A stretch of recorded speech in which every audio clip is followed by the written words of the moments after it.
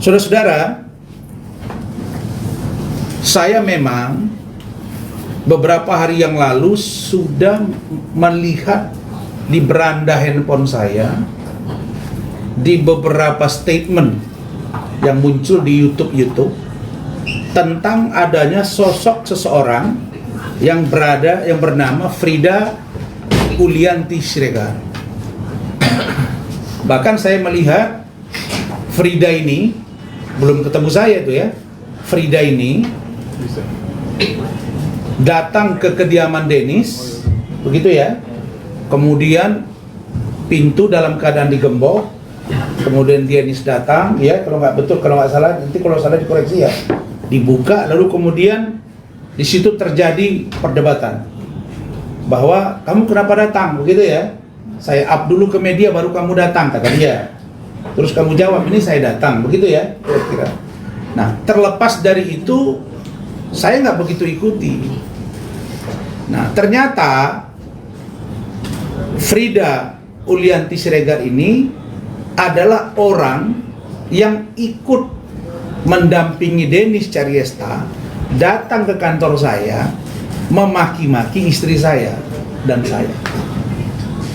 Dan bahkan Frida ini juga lah yang diduga disuruh oleh Dennis Caryesta untuk mempressure istri saya, gitu. Tapi disinilah saya buktikan kepada kalian semua bahwa saya bisa memilah dan memilih apa posisi Frida pada waktu itu dan apa posisi Frida pada hari ini. Karena itu saya pesan kepada teman-teman semua, kalau menyakiti seseorang jangan sampai ke jantungnya, cukup luar-luarnya saja supaya gampang memaafkannya. Nah, saya menganggap Frida ini tidak perlu saya sakit hati dengan istri, karena dia menjalankan perintah dari atasannya, dan yang dia lakukan belum sampai akan menganiaya atau membunuh saya. Tapi kalau mungkin membunuh dan lain sebagainya mungkin sulit. Jadi Frida nggak usah khawatir, karena sejak tadi malam dia nangis terus. Sampai tadi juga dia nangis juga. Saya bilang, kamu tenang, insya Allah kita akan buat bantuan. Sampailah kemarin siang, saya lihat di berita dan dikirim oleh salah satu rekan-rekan wartawan bahwa Dennis Caryesta mengomentari status tersangka dia yang sudah sekarang ada di Polda Sumatera Utara dan sudah dilimpahkan ke kejaksaan, dan berkasnya tetap akan dilakukan perbaikan-perbaikan. Inilah yang saya sangat marah. Tadi saya sudah bicara melalui chat WA dengan Dircyber Polda Sumatera Utara, rekan saya Kombes Pol Doni, dan beliau berjanji akan segera memproses ini, memenuhi semuanya untuk disidangkan. Adapun hal-hal lain itu nanti akan saya lakukan tindakan-tindakan yang terukur dan teruji secara profesional di internal kepolisian. Nah, jadi Saudara Uli dilaporkan atas dugaan penggelapan dalam jabatan dan atau penyalahgunaan wewenang. Dan karena itu Saudara Uli menyatakan dia tidak melakukan itu dengan serta-merta, begitu ya. Tapi ada beberapa kejanggalan yang justru hak dari Saudara Uli itu tidak diberikan Dennis Caryesta. Maka seperti apa penjelasan dari Saudara Uli terkait dengan ini? Nah, Uli telah menunjuk saya per tadi malam, begitu ya, menjadi kuasa hukum. Dan di sini sekali lagi dalam rangka praduga tidak bersalah, tidak dalam rangka menilai, tidak dalam rangka memprovokasi, tapi menjalankan tugas kuasa. Saking mendesaknya tadi malam, surat kuasa ini diketik melalui WA ke saya, kemudian dibuat voice note, betul ya? menunjuk saya. Saya tahu kekhawatiran dia ini, mungkin dia pikir Bang Rasman nggak mungkin mau bantu saya karena dia mungkin merasa bersalah sudah WA istri saya, ikut ke kantor. Tapi saya tidak seperti itu. Dan saya hubungi secara fair klien kami, Pak David. Ya Pak David ya. Pak David, ini ada satu saya tambahkan, minta pengertiannya, dan orang susah kita bantu. Bayangin Bapak ini susah apa kerja Pak? Sehari-hari Pak? Tani. Di daerah Bogor? Di Sumatera. Oh, Sanggul. Oh, Bapak tinggal di sana? Iya. Sekarang ini tadi di sini. Pulang ke kampung? Oke.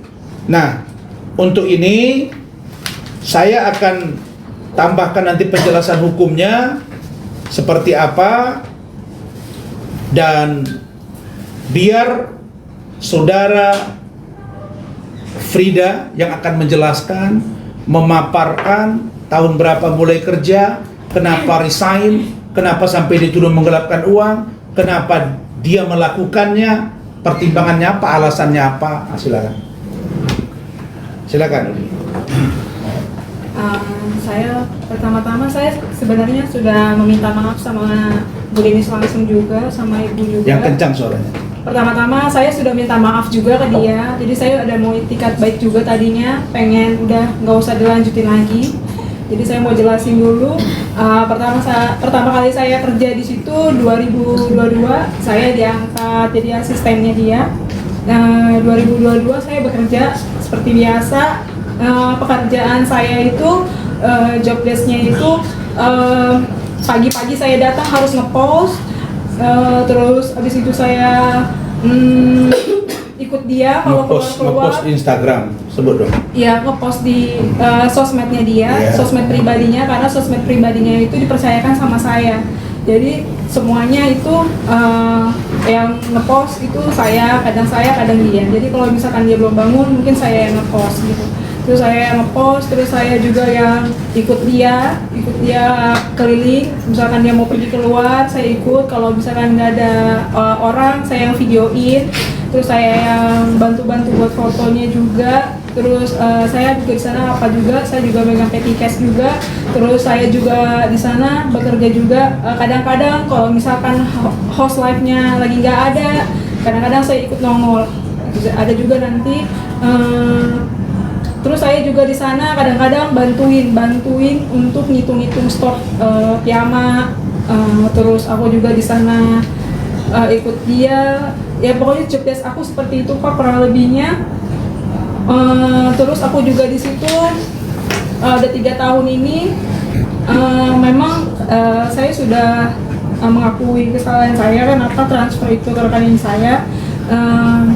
Itu juga ada beberapa transaksi, 5 transaksi memang, dan saya sudah meminta itikat baik dengan papa saya datang ke sana. Waktu itu saya resign-nya per tanggal 21 Maret. Jadi 21 Maret itu saya resign, mungkin saya terbawa emosi waktu itu. Kenapa emosi? Mungkin karena diomelin, tapi mungkin katanya kalau diomelin itu wajar, karena kan kalau nggak salah pasti harus diomelin kayak gitu. Cuma ada beberapa yang membuat kepala dan pikiran saya mungkin pusing waktu itu. Kenapa? Karena saya harus cari brand, saya harus WhatsApp-in brand, terus saya juga harus jualan bunga, terus ditambah lagi ada beberapa hutang-hutangnya yang mungkin penagihannya langsung ke saya gitu. Jadi saya sempat berantem sama beberapa konveksi waktu itu untuk belain dia Pak. Jadinya itu saya mungkin pusing di situ, tapi memang perusahaan katanya semua perusahaan pasti ada hutangnya. Ya oke, saya terima, mungkin itu pekerjaan saya, job desk saya. Cuma mungkin waktu itu saya pusing banget untuk mikirin kayak gitu-gitu, hal-hal yang kayak gitu, yang untuk penagihan hutang ke saya. Ya mungkin pekerjaan saya ya saya terima, oke. Dari situ saya mengajukan resign melalui lisan di WhatsApp. Saya senang mendengarkan. Di WhatsApp saya mengajukan resign. Memang saya tidak datang ke sana. Mungkin karena saya tidak waktu itu masih terbawa emosi. Saya nggak datang ke sana. Terus tiba-tiba malam-malam timnya ada WhatsApp saya minta listin dong apa aja yang kan kamu belum serah terima, apa aja yang harus kamu serah terima ke anak-anak di sini. Itu saya lisin hutang piutang, terus brand yang lagi berjalan dan brand yang belum berjalan. Saya rinciin semuanya di WhatsApp. Mungkin itu terlewat, tapi nggak apa-apa. Malam-malam saya tulis itu di dia.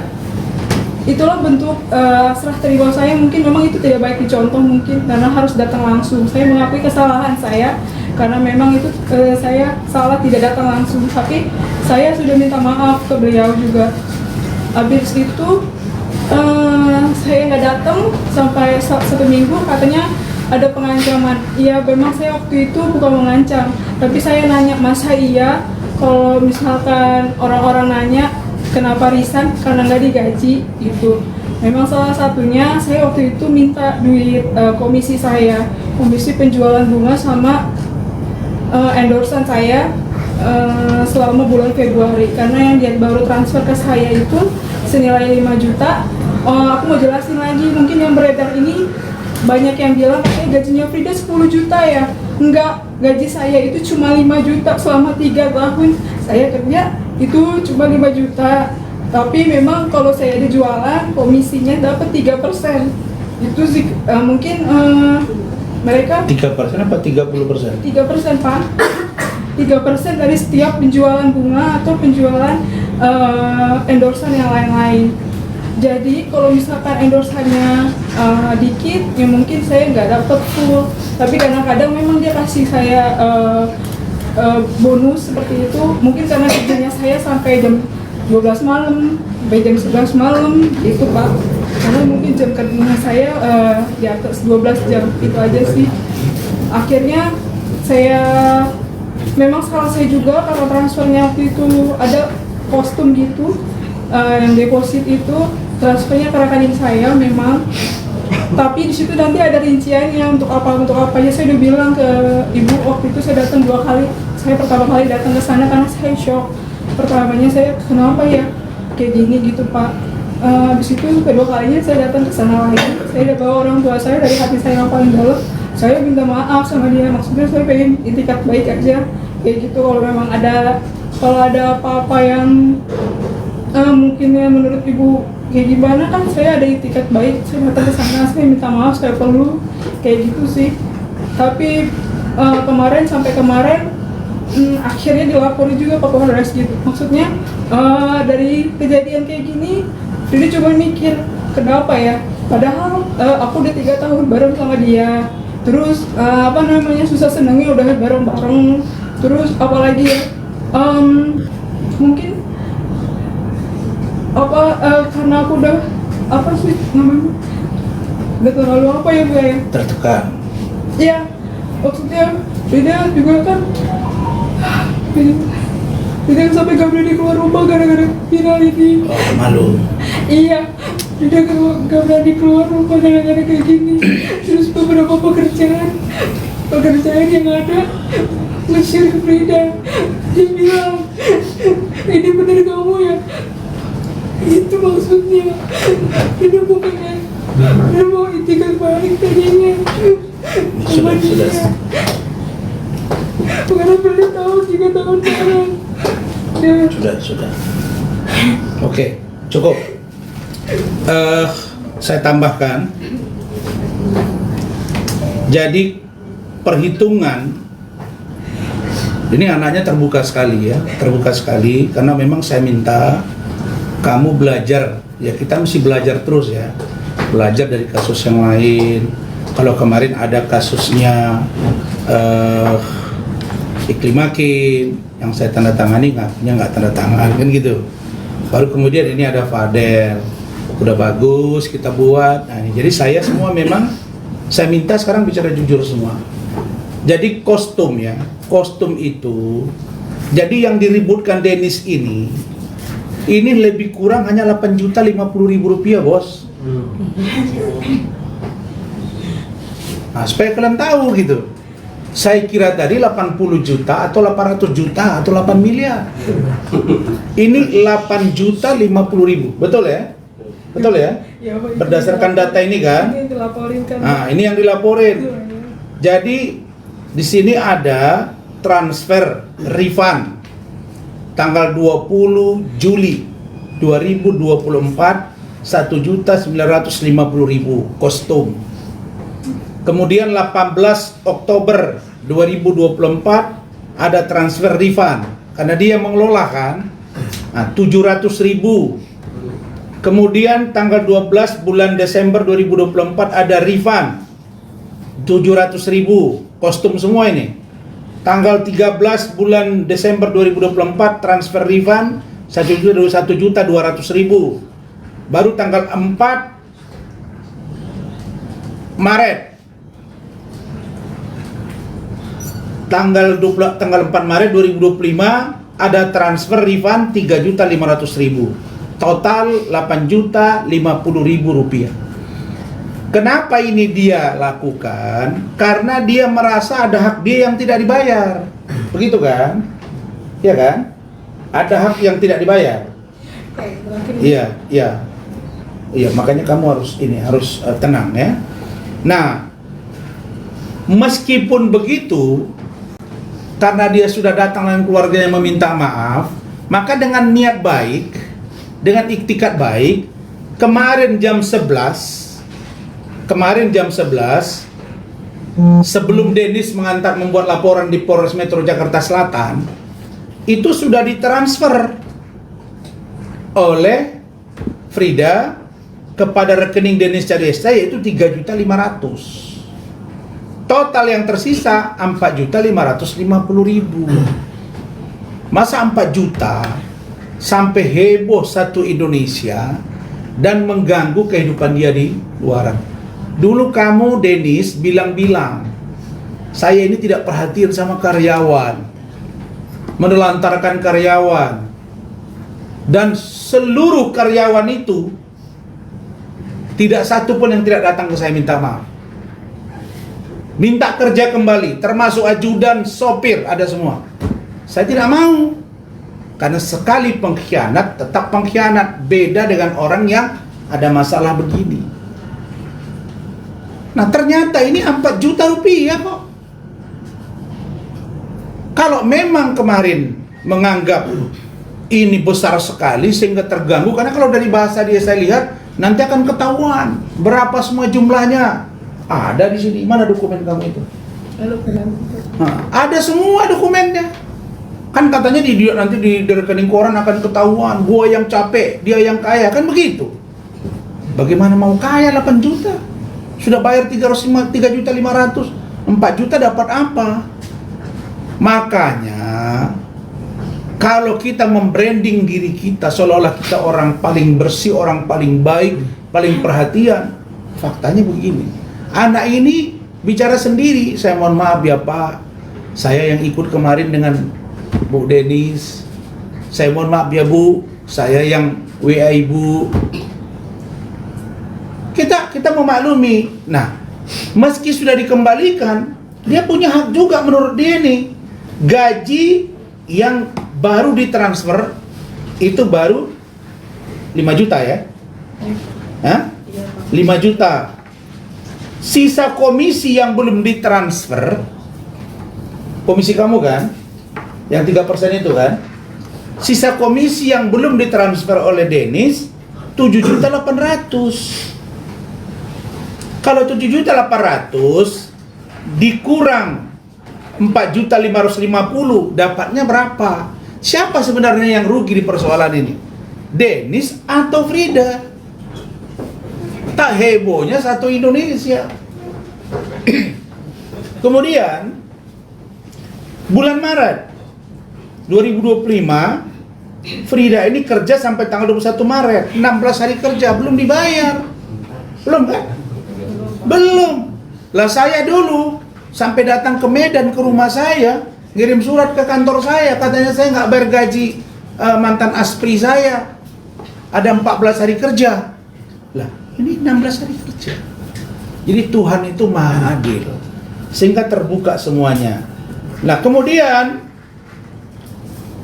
setelah dia merasa dia nggak nyaman dong, ini kok janjinya saya dapat fee kok nggak dikasih. Nah sampai saya tanya, itu handphone katanya kamu dibelikan 10 juta, Betul ya? iPhone 13 ya? Saya tanya tadi, ternyata iPhone-nya sudah kamu kembaliin. Iya, yang iPhone kantor itu yang iPhone 3 bawaan. Sudah dikembaliin. Terus ada lagi dikasih apa lagi yang kamu kembaliin? Tas. Tas. Tas aku balikin. Tas apa itu? Tas ransel sama tas yang kayak Berapa puluh juta itu harganya satu? atau apa? Oh. Rangselnya merek apa? Coach, Hermes. Beli di Itali, Pak. Oh. Dia beli di Itali. Iya. Tapi udah kamu balikin. Udah, Pak. Ya udah, kalau udah ngasih aja, ngapain dibalik-balikin? Kita nggak pernah begitu-gitu. Jadi intinya, teman-teman penegak hukum, kami akan hadapi, kami akan jalani proses hukum ini. Begitu ya, Frida ya. Iya, Pak. Tapi lewat kesempatan ini, saya minta Dennis sebaiknya cabutlah laporan itu. Masa gara-gara segini sampai orang tuanya dari kampung datang? Kan sudah 3 tahun bareng kau. Terus ikut lagi nyerang-nyerang istri saya. Ya, itu nggak bisa dibayar. Dan tentang yang lain-lain nanti saya akan dalami semua. Saya kira itu terkait dengan ini kami akan tunggu panggilannya dan nanti saya akan dampingi. Nah, kalau sudah ada pemberian uang sebagai niat baik, maka harusnya ini selesai di restoratif justice. Tidak perlu diperpanjang persoalan ini. Supaya